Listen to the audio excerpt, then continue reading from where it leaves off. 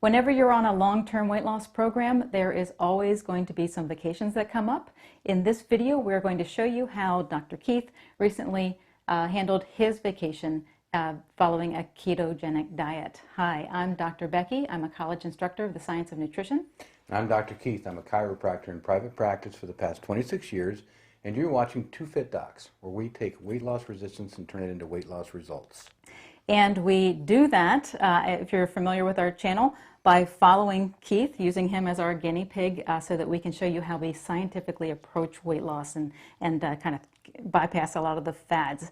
And we've been doing fantastic. As you know, we always give an update. So give your update after a week of vacation here.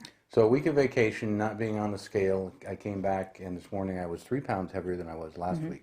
And not entirely a surprise. We were on vacation for nearly a week. Not having full control of the foods we were eating or how they were being prepared.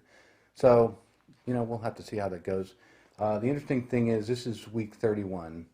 So in week 28, 7-month mark, is when I typically do my body fat percentage every 4 weeks, when we hit that each month that passes. So I did my body fat percentage today, compared it with what I did 3 weeks ago. And actually my lean mass is up and my fat mass is at its lowest point, even lower than it was last week when my weight was lower. Now I'm going to guess that probably some of that is water. We've talked about that before. But if there are some hidden carbs in what I eat, and that's entirely possible, I could be holding a little bit more water. Yeah. So. Yeah. So it's interesting. So your weight went up, and we do get kind of caught up on weight, but your body composition improved. So we have to take all of the things into consideration when we look at that. And the thing is, we were on vacation, and we kind of had a double whammy with our vacation, right? Because not only were we traveling and in and out of airports and at restaurants that we didn't have any control over, but we also visited Keith's mom. So your mom wants to feed you. Right. Oh my gosh, yeah. So if I tell mom, hey, I'm on a low-carb diet, I can't have any sugar, and mom says, okay, I'll make a cake. Right. So your mom, and it's, so we can't expect right. She's not going to understand. Yeah. So the takeaway is you can't expect others to understand. If you just say that you're on a low-carb diet or you're on a ketogenic diet, you can't expect them to understand what that means. Yeah. The next morning there were sticky buns on the table for breakfast. Right. So it's like right. And a sandwich was just thin bread, which was considerate, certainly, but even thin bread, I mean, you're on a ketogenic diet, so a lot of times you'll keep your carbohydrates down to about 30 grams a day. That by itself could have been your allotment. Mom didn't understand, grains and cereals and breads and pastas and starchy vegetables. All those things are the things that are high carb that I can't typically have. I didn't make a big thing of it. I just ate what I thought I could eat, and I kept track of everything. Yes. Yeah, so takeaway number 2, keep track of what you are eating very closely. Right. So I use MyFitnessPal every day. I try to be as accurate as possible, and it is nice because some of the small restaurant chains out there, we had pizza at Thin Crust Pizza at a place, they had all their stuff in MyFitnessPal, so I could keep track of it. I knew how far I could go with it, and was even able to, a lot of times if we have pizza someplace, and we've talked about this before, just scrape the toppings off and I have a stack of crust there, and I eat the toppings. Right. This allowed me to figure out kind of what that carbohydrate portion that I wasn't eating was, so I could make a little bit more accurate calculations. Right. Yeah. So that really did help keep you kind of like knowing, okay, I'm at least keeping myself in the game here.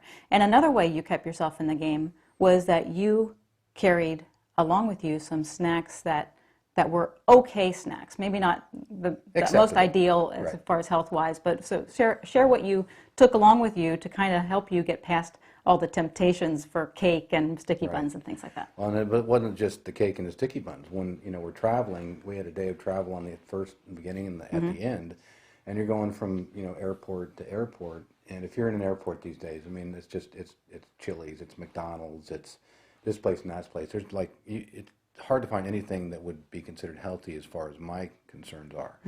So what we did is we thought of planned ahead, be a little bit proactive, and took some snacks with us. So we had some of these 72% cacao dark chocolate squares, which if you've been on the ketogenic diet where you're not having any sugar, Now these things might taste a little bitter to normally, but Right. to me, it's almost like having a little piece of candy.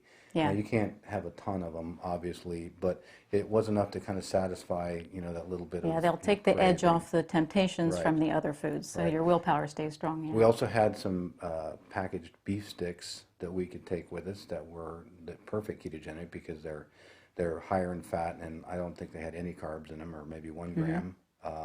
And the third thing was one of my favorite snacks is some Blue Diamond almonds, which are wasabi flavored, so they're nice and spicy. But they also, they're pretty high caloric values, so you've got to be careful with that. You can overdo it on this diet. Yeah. But I know that each ounce of those is 28 almonds, so I count my Right. almonds. You were counting your almonds. Yeah. I pull them out and count them. Yeah. Yeah, and there too, I usually try to tend toward raw nuts. These aren't raw, but so they're probably cooked in a little bit of an unhealthy oil. But there again, when you're on vacation, I think the goal is to keep yourself in the game. Don't get too carried away so that you've done your diet some irreparable harm when you come back from vacation. You gained some weight this week, but you are definitely still in the game, and I have complete confidence that you'll be able to overcome that this week. Right, right. And if you do slip and have a day that just goes awry for you, just get back on a diet. It's not the end of the world. Yeah, for that matter, you probably threw your body a curveball, made it work a little bit harder, and if you get back on track, it could possibly work out to your advantage. That's right. So there you have it. We're recording every week as we go along, and the different challenges that come up. We hope that it's been helpful for you.